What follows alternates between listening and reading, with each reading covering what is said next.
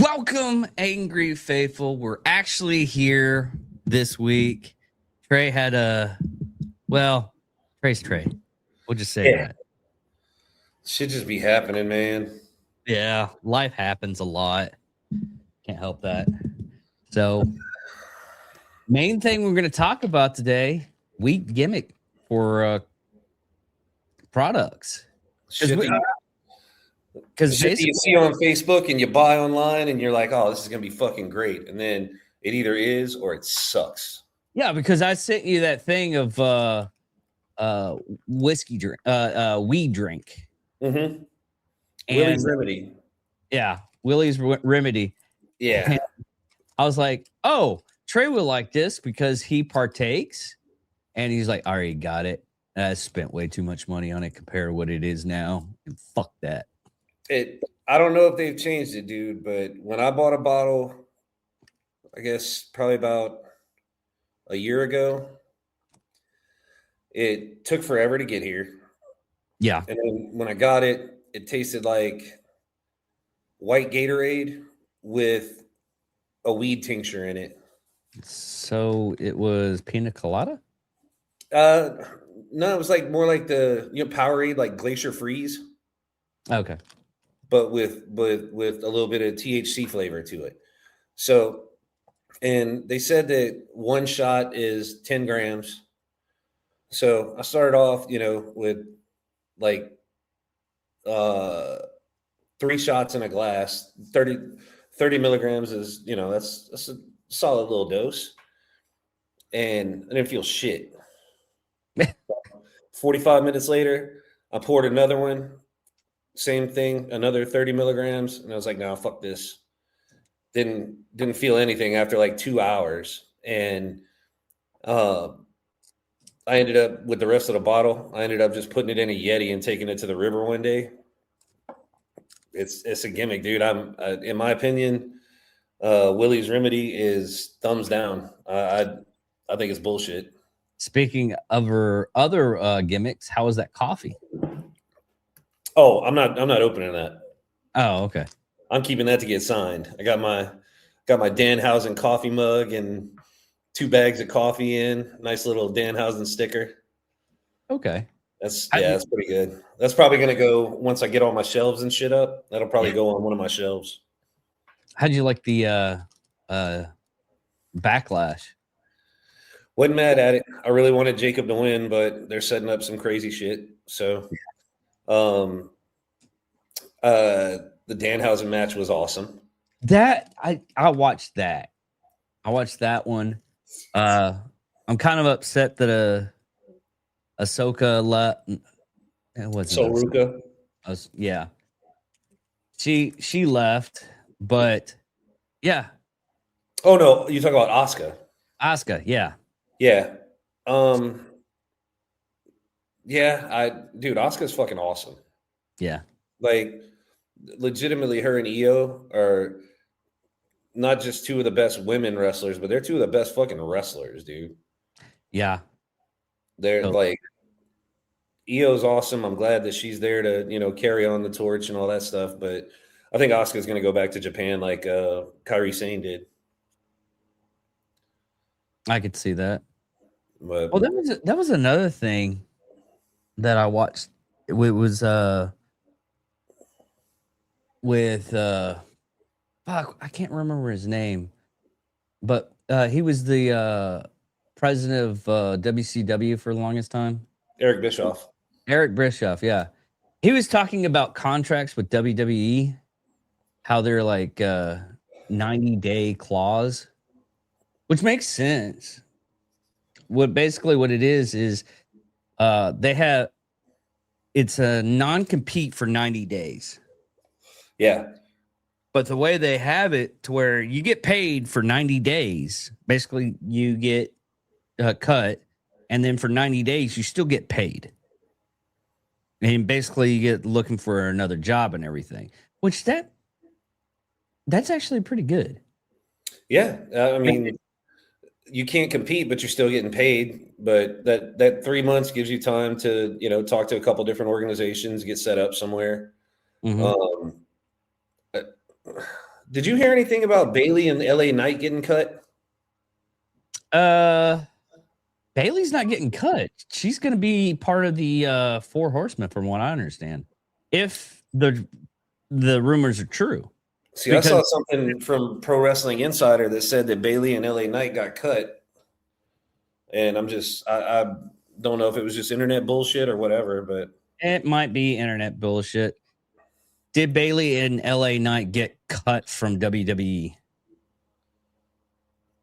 No, neither LA Knight nor Bailey were cut from despite online rumors, reports, the potential pay cut. Both superstars remain in the company as of May 2026. Dude, I fucking hate Sol Ruka. Well, okay, here's a little bit more stuff on this. LA Knight actually signed a new deal in 2024, which doesn't really, they have they can cut you anytime, so that doesn't really matter. And Bailey said she has another 1.5 years left on her current contract and has reported signed a new multi-year deal. So, okay, well, fuck me then, dude. Me and Johnny talked about it this Monday about how we go over stuff even when we're on air, just to make sure everything's on the up and up, because we're not fake news. I'm not trying to be fake news. Yeah, but man, some of that stuff I look at and I'm like, that can't be. Oh, it is real. Yeah. Holy crap, it's real. Like the stuff with LSU coach for football. Oh hell, what? You didn't hear this? What happened now? It was like super connected with LSU, your Tigers. This is Lane Kiffin dunks on Ole Miss for its ties to the Confederacy. It's that LSU gets its Tiger mascot from the Louisiana Tigers, a Civil War infantry regiment that served under Robert E. Lee in the Army of Northern Virginia. So, yeah, he's just going off as like Ole Miss is Confederate and hates Ole Miss and everything, and that's the whole reason why he had to leave, because he couldn't deal with that kind of hate. And he went. I'm gonna have to look into that, dude. No, I hadn't seen that, dude. I wish it was fake. The unit that I was in the National Guard was the 256 Infantry Brigade, also known as the Tiger Brigade. Yeah, and they, that goes back to Civil War service and fighting in the Confederacy. I mean, how many bases were named after Confederate soldier officers? Oh, a shit ton. All the ones that got changed. Yeah, they got canceled. But yeah, it's stupid, ridiculous. It's part of the heritage. Do we hate it? Yeah, I mean, it's one of those things that's part of our history, but we're not gonna go out and scream to the rafters, oh, this is shit because of XYZ. Yeah, I don't get down, that. I don't get down on the racism shit. But I'm also very against tearing down all these statues and changing these base names and all this crap. Dude, you can't change what happened in the past. All you can do is fucking do better. Yeah, even Condoleezza Rice, she was talking about she can't stand people taking down Confederate generals and stuff like Robert E. Lee. Yeah, I mean, what's the point, dude? Do you want that shit to repeat itself? Yeah. Because, if you don't have those reminders and shit there, then people don't learn history. They don't know. And bad shit just happens, Yeah. And it doesn't make any sense to take down these statues. It doesn't make any sense to, pull these books and try to rewrite history or take shit out of history books, because somebody might be offended or somebody might be sensitive. Dude, it's not happening to you right now. You're fucking reading about something that happened 100 and fuck in the 1860s, almost 140 years ago. Yeah. Like, what the fuck? What does that have to do with you today? Yeah. Are you so tore up over, the Andrew Jackson statue in the square in New Orleans? Like, that never once have I walked by that statue in the dozens of times I've been to New Orleans and be like, man, that makes me feel a little racist and I like it. Like, that's never once fucking happened. Are you sure? Yeah, like I've never looked at a rebel flag and went, fuck yeah. Yeah, like that's just not a thing. Like, who cares? I mean, I don't like to tote around losing flags. Yeah, for real. You lost. What the fuck are we even doing? You're celebrating losing. Okay, cool. I get it. Now, those fucking hillbillies that do that kind of shit, and I think they're fucking retarded. I don't condone or get down with any of that shit, man. I don't support any kind of racism, but I don't support destroying history either. Yeah. So, I mean, I don't give a fuck what color you are, who you fuck, how you fuck them, any of that kind of stuff. That's between you and God, and it ain't got shit to do with me. The only thing that I care about is I know I'm gonna be a good person, and hopefully you're a good person to me too. Yeah. Yeah. I don't get down on that shit. Talk about weak ass gimmicks. Racism, weak fucking gimmick. It really is. I mean, even when people try to, it's like, oh, you're a racist because you believe in XYZ. I've been yelled at for that because I was talking about the CCP. Mm-hmm. Especially what happened this week was the mayor of a mayor in a town in California. She got arrested. Yep. For working for CCP, Chinese, pushing the Beijing agenda. Yeah, and a friend of mine is like, man, you should really not hate on Asians. I'm not hating on Asians. I'm hating on communism. You got to get that through your head. He's like, nah, man, that's not what it is. You don't even know. It's not even real. And I showed him like 15 articles. He's like, what's this? Oh, that's true. That's the truth that you've been denying yourself. Yeah. Really? This happened? I was like, yeah. You're being a dumbass. Dude, ask a Cuban what they think about communism. Oh, shit. That is fucking hilarious. Dude, that's if I had so many, I talked to a couple of Cuban people in my life, and someone said it's like communists really should have, they jumped down that motherfucker's throat so fast. Even socialism, they were like, you're a dumbass. Capitalism will win. It's eventually you're going to run out of money for all the free shit because nothing's free. Everything costs something. We don't have anything that actually shows that, right? Like in Cuba right now. I mean, history. Yeah, yeah, I mean, look at Cuba as a prime example, dude. They're stuck in the fucking 50s. Yeah. The buildings, the architecture, the vehicles, like everything there, they're stuck in the 50s. Nothing progressed. Have you ever heard of Nick's explanation, the fat electrician's explanation of how communism should work with the other people's in mind? No. He's like, all right, we're gonna make a chocolate cake, and we're gonna use the Communist Manifesto cookbook. Now I'm gonna go over to Eli's house. And I'm gonna cook this cake. I make everything. I put on all the ingredients and everything, but it also costs for a shit. So I'm gonna put a dog shit in there, mix it all up, make the cake, goes up. We all eat it. It tastes like shit, but it's Eli's oven. So we're going to burn down Eli's house now.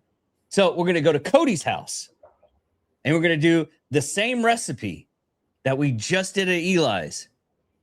Add in the shit afterwards, and then come to find out, the whole cake tastes like shit again. Well, we're going to have to burn down Cody's house. And you're just going to keep on doing that process because you're a fucking moron.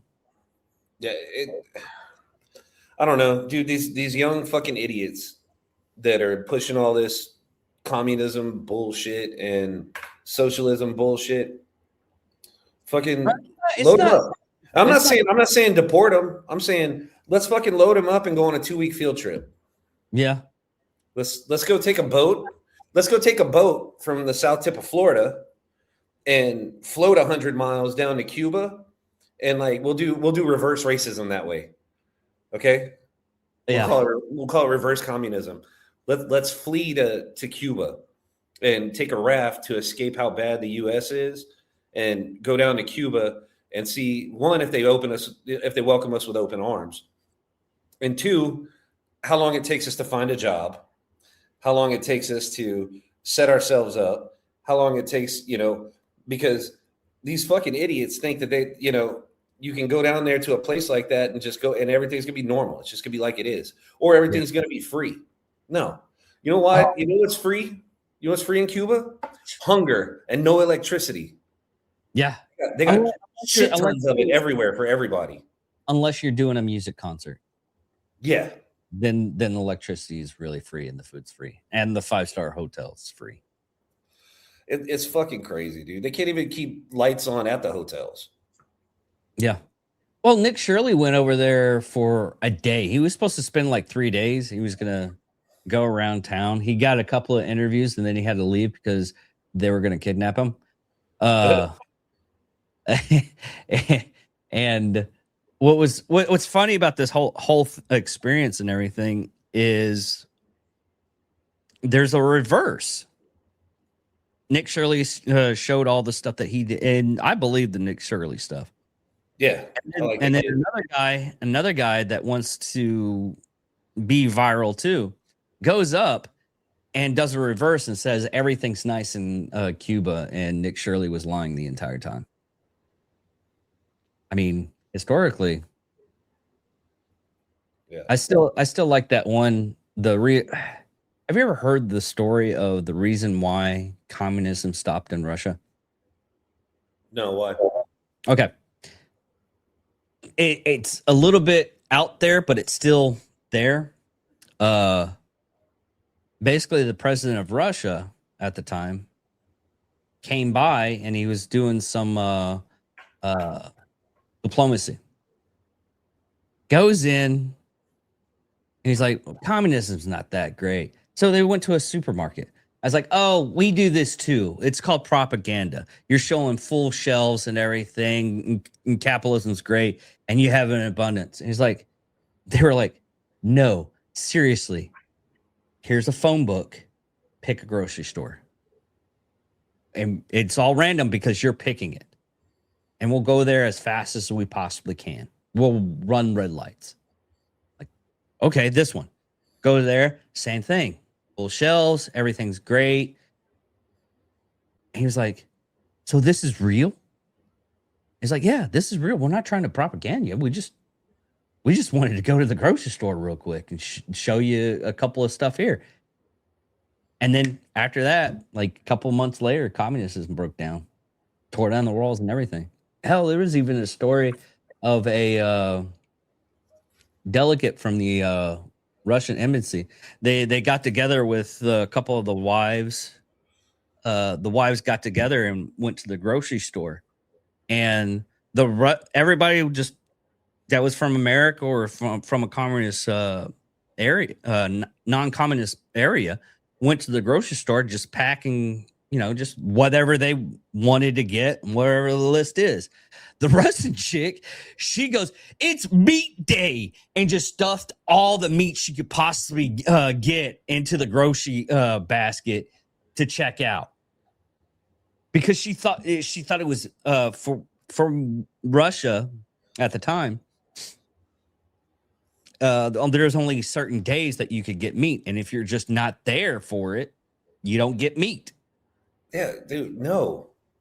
That's why capitalism is fucking awesome. Capitalism, not a weak gimmick. We're Yeah. really fucking good at it. But there's people out there that don't. My neighbor. Like we're really good at capitalism. Nobody has been really good at socialism or communism. Well, yeah, the higher ups are. Right. But at what cost? Oh yeah, there's a big Yeah. cost. I'm I talking mean, about like what societies have been successful with it. None.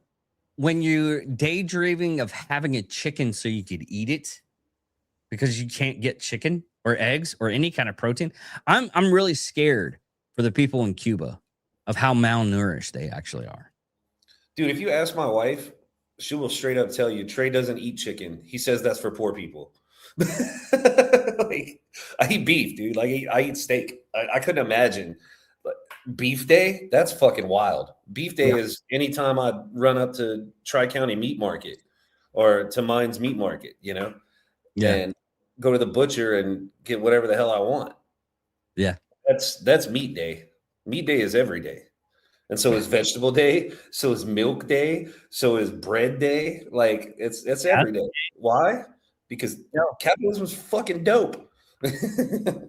Hey, when you wake up in the morning, you turn on your lights because you paid all your bills and everything. Man, it just makes me hate capitalism. I know. Makes me hate it. Hey, I don't understand these young fucking kids, dude, and all this bullshit, and these stupid ass old white ladies. It's stupid fucking old white ladies like that one up in New York with the purple hair or up in the East Coast. That fucking it's retards like that and retards like Mom Donnie. That fucking idiot. Did you hear how he has balanced the New York City budget just months after taking over? Yeah. This zero.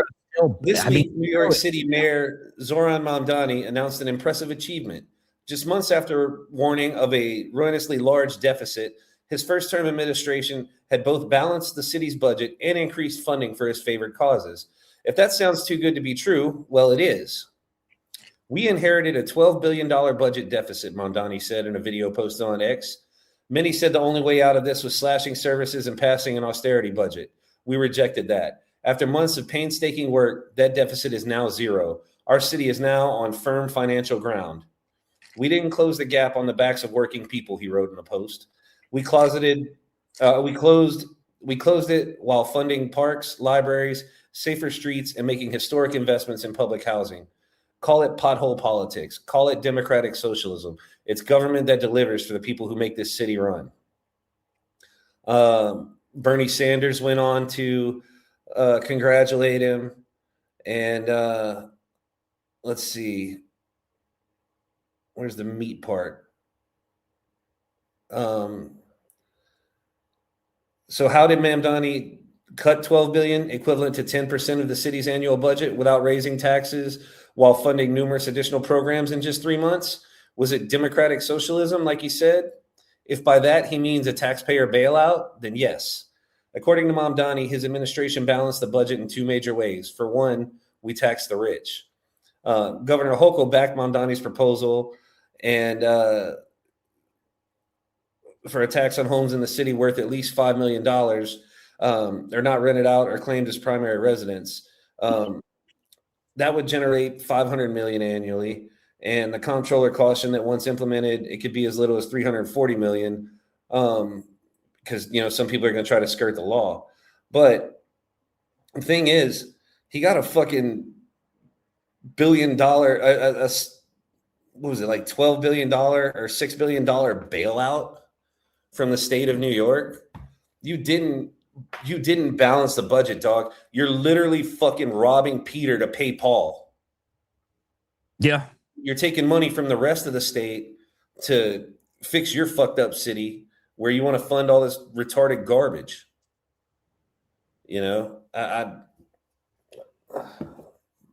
Socialism, bro. It's awesome.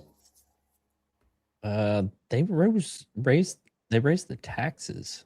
Mm-hmm. They didn't say that on housing. Yeah, they're taxing houses over $5 million that aren't like primary residences or whatever. That's supposed to raise like a half a billion a year. But you're Holy shit. you're gonna tax all of the money out of your city, dude. And then when you run out of billionaires, who the fuck's gonna pay for all your free shit? You know? Dude. It's wow. Okay, I know that there was a like 9.5 tax increase in 2026, which is under debate. But here's the whole thing. New York City property tax for 1 to 3 family homes, class 1, is based on the 2026 tax rate of 19.843% of the assessed value. That's crazy, dude. That you don't even need to like buy You a can't house. own anything. You can't buy a house. No. You might as well rent. And then rent, I mean, you can if you want a closet and pay $600 to live in New York, I mean, it's possible. But yeah, dude, that's ridiculous. Yeah, not a fan, dude. I'm so glad I live down here in Texas. I got no state income tax. I got federal taxes is what I pay. Dude, I'm good to go. We still have like a little the property tax is still a little bit high, but it's not that high. Property taxes are getting me. I'm paying about $6,000 a year in property tax, about $500 a month. I think we pay like $534 a month in property taxes, so probably like $13,000 a year. Because it's depending on where you're living at.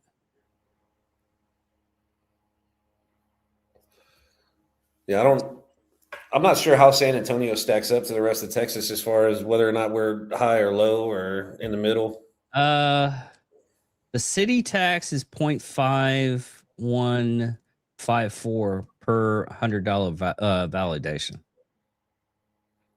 I don't know what that means. I never seen that.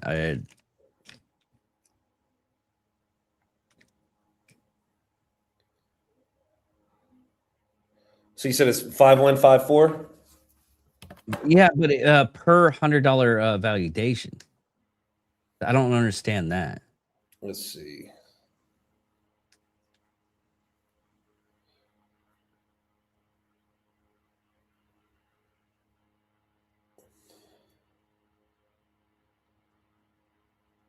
Okay, yeah, for like $350,000 house in Texas, you're going to spend $4,760 a year, which is not that bad. That's me. No, I Yeah, guess but my property taxes are a little higher because I'm paying about $6,500 a year. Oh, okay. But Okay, here we go. Oh, that's pretty bad. what? Uh, It's all depending on where you're living at in San Antonio.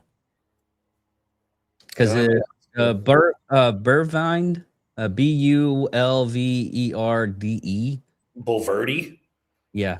Irvine? There's not even an N in that.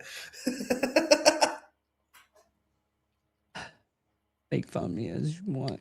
But that's at a 1.89% tax total. That's municipal, school, county. Yeah, that place is expensive. The guy that I work with Real Warriors, him and his wife have a house out there, and yeah, the property taxes. He told me straight up. He said, "Dude, if I wasn't 100% disabled, I wouldn't be able to live out here in Bulverde. I wouldn't be able to afford the taxes." Dude, so far the biggest I'm seeing right now is Kirby. Kirby's like 2.91%. Damn. Yeah. Damn. Yeah. The other that was the lowest.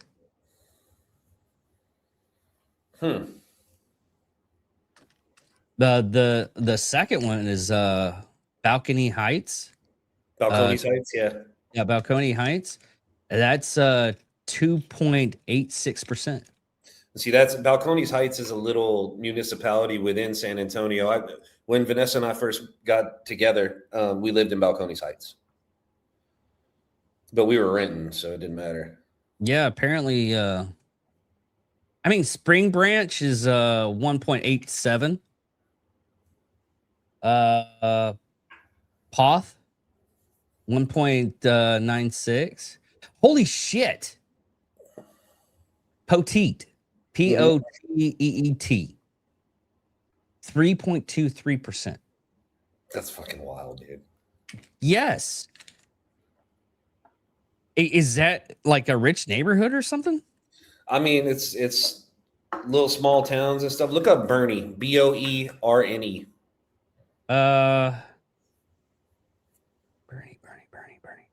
Bernie's not in San Antonio, apparently. No. Bernie, Texas taxes for property. Total sold. Okay, yeah, that's there we go. 1.86. Yeah. So that's not bad. That's crazy. And like Texas has like tiered stuff too, where like if you're 50% or 80% or whatever, like VA disability, then you get like certain amounts knocked off of your taxes. So like they'll lower your I think if you're 50%, they lower your taxes by like the value on your house, they lower it by like $12,000 or something. Really? So like, yeah. So like for me, instead of 335, it would be, 323 would be the value of the house.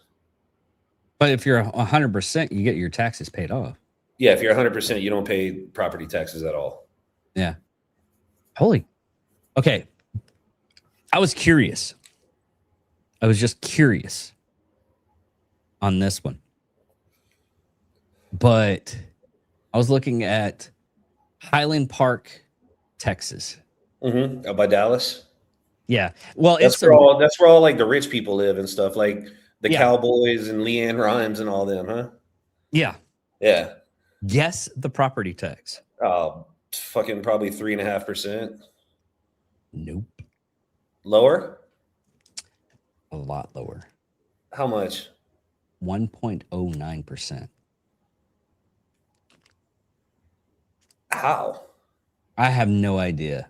Most of the houses. Okay. Two things about that. I went to Highland Park once, but the housing there, like a house like yours, goes for like $3 million. It's high class up there. That's fucking crazy, dude. Me and a friend of mine went to go see Age of Ultron in IMAX. It was the closest IMAX theater that we could go to. So we went there, and it was a outside mall. So we go there. We're like, hey, there's a restaurant right there. Why don't we grab something to eat before we go into watch the movie? He's like, yeah, sure, no problem. Dude, this is how rich that neighborhood is. We walked past a Lamborghini with the keys inside and the window down. And he's black, and he's like, oh, look at the keys are inside. It's called a fucking trap, you idiot, and get the fuck away. I was like, dude, I feel so uncomfortable. We went in, we had our meal and everything, went to go see the movie, and we still talk about it. I was like, dude, that Lamborghini had the keys inside. I was like, yeah, no. 1, no. 2, go fuck yourself, no. It was a trap, dude. It seems like it would be. Now, in Abu Dhabi, that's very common. Oh, yeah, that's absolutely common. You know why, right? Yeah, because they'll fucking kill you if you steal their car. No. Okay. Not even that. Well, Dubai, it's different. Yeah. Dubai, you'll find like a Lamborghini on the side of the road with the keys inside of it. You know why? Because they couldn't pay the debt. If you don't, if you like foreclose on a house or a car or anything like that, you don't like, oh, we'll just bankruptcy and we'll just file bankruptcy. No, you go to jail. And there's I had this idea when I found out about it. I was like, I wonder how much it would cost and how much money you can make by buying these cars and having them shipped over here. I mean, the biggest of the cost wasn't getting the car, bringing it over here, because a lot of them are like $2,000. You can buy the car. The problem with it is not the shipping either, because shipping's probably around about 20 grand. So you're looking at $22,000. The problem with it is those cars are so damaged that fixing them up, because the parts are so expensive, it's a total wash. You'd be losing so much money. So, and if you want to get it certified, if you want to get a Ferrari certified, it's a fucking hassle. It's a stupid hassle. So, yeah. Oh, dude, did I show you this?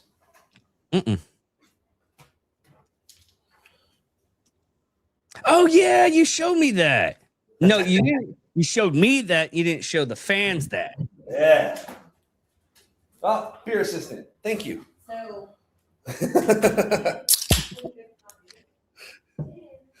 But yeah, no, dude, my sister picked that up for me at a gas station. She was like, hey, since that's empty, like, is it okay if I have it? And they said, well, yeah, babe, that's fine. You know, like my little small hometown where I'm at. So my sister's like, hey, bro, I got you something. And she sends me a picture. Dude, I looked it up on eBay. I can sell that shit for almost $400 right now. How much of a scream of a little girl did you do when you got it? Oh, dude, I let out a big old, oh yeah. Like, yeah, I was fucking stoked about that, dude. I did the same thing at probably the same Chevron she got that from, but Conor McGregor's whiskey, the Proper 12. Mm-hmm. They made these little octagons about that big, and it had the Proper 12 logo in it. Yeah. And they filled it up with like the little mini airport bottles of Proper 12. And they were selling the shots for like 99 cents a shot, right? Mm-hmm. So I looked at Jennifer, the girl, I've known her for years, the lady at the Chevron by my mom's house. I said, Jen, I said, if I buy all those shots, can I have the little cage that comes with it? She said, yeah. I said, well, how many shots is it? It was like 21 shots. So for 21 bucks, I got basically a bottle of Proper 12. And watch this. Let me grab it right quick. Okay.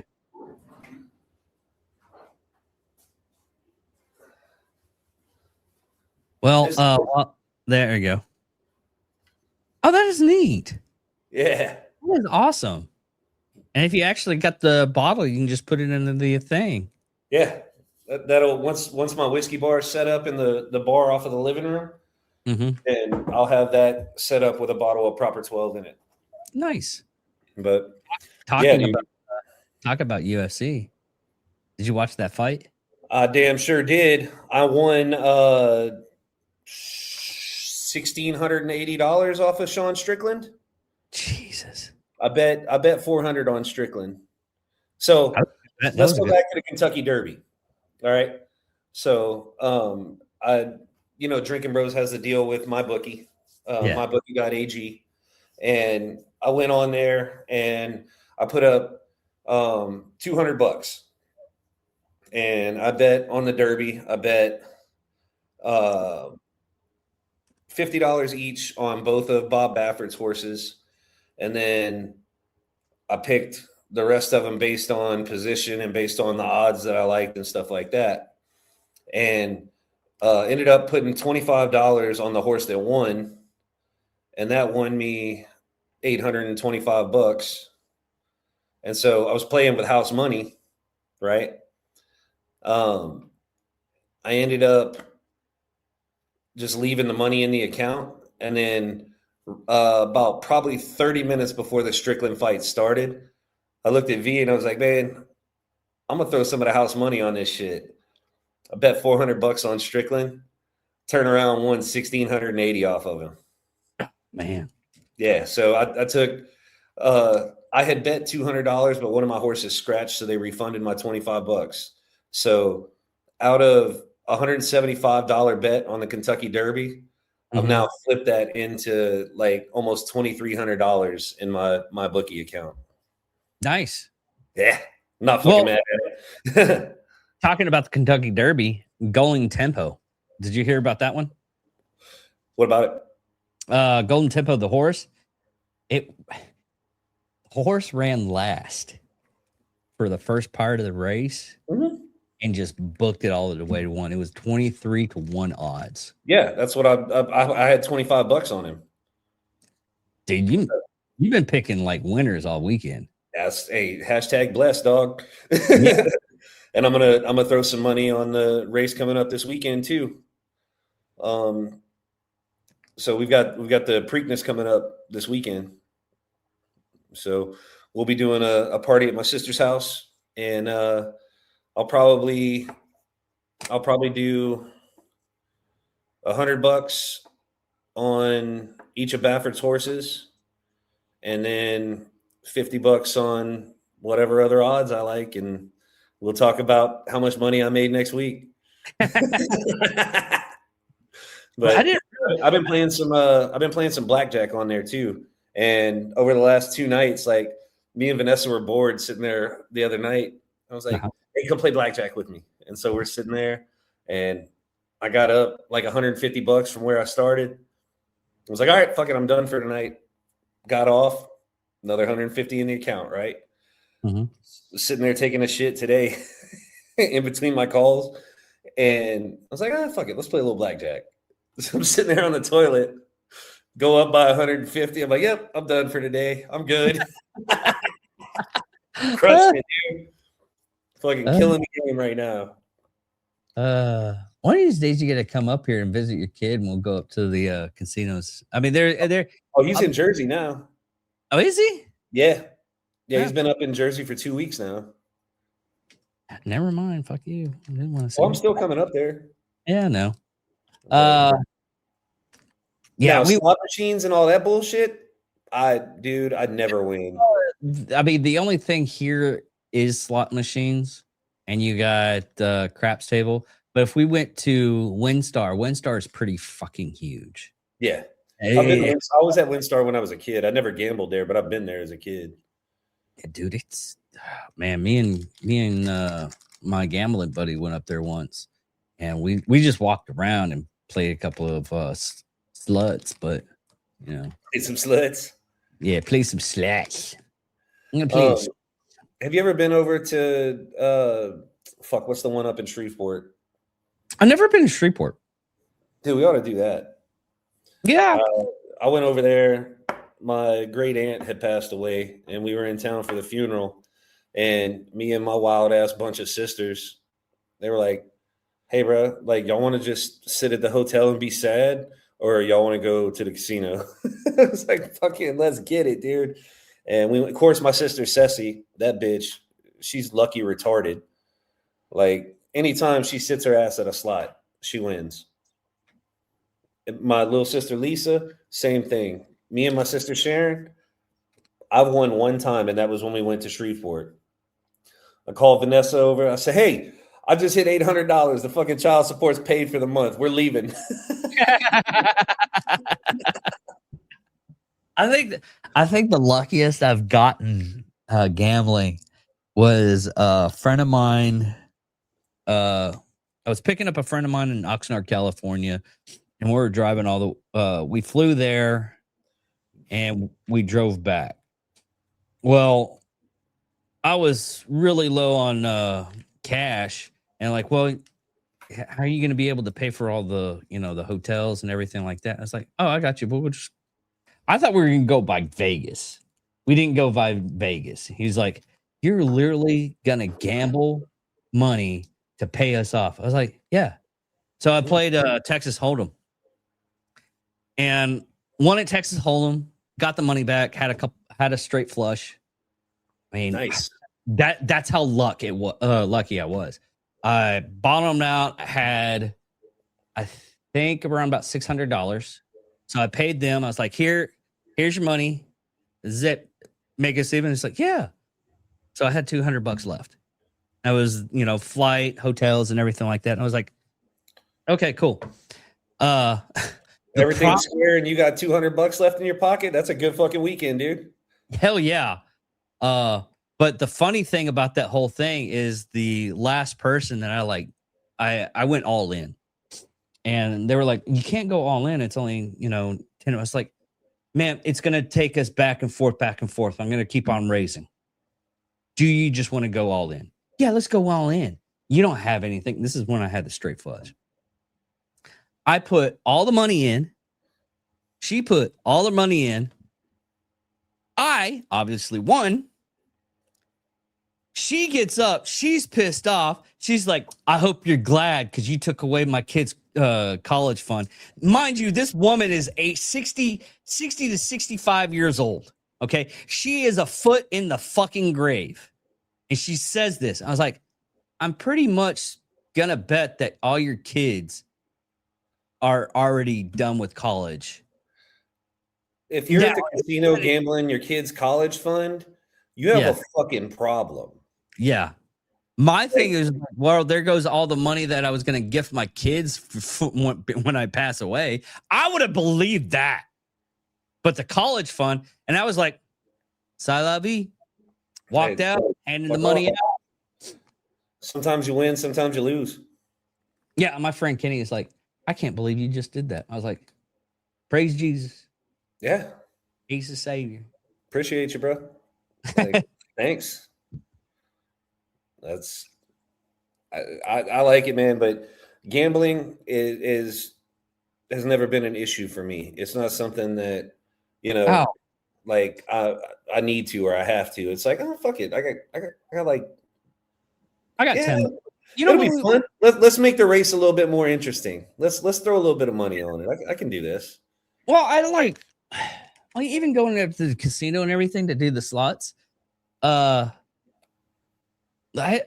only time I go is like we didn't have anything else better to do. We want to get out of town, so we go out, and I spent at the time it was like $10, and they would and if you're military, you get $10 on Sunday, so $20 going into the machine, and most of the time I would pan out like 30 play penny slots. That's it. Yeah, it was something to do other than play video games and jerk off. So, well, let's go ahead and get out of here. I got some IBS that's about to happen. So, okay. Well, thank you all for listening. Thank you all for watching. I'm David Dickerman. I am Trey Witzel. Goodbye, everybody. Love you guys. Mwah.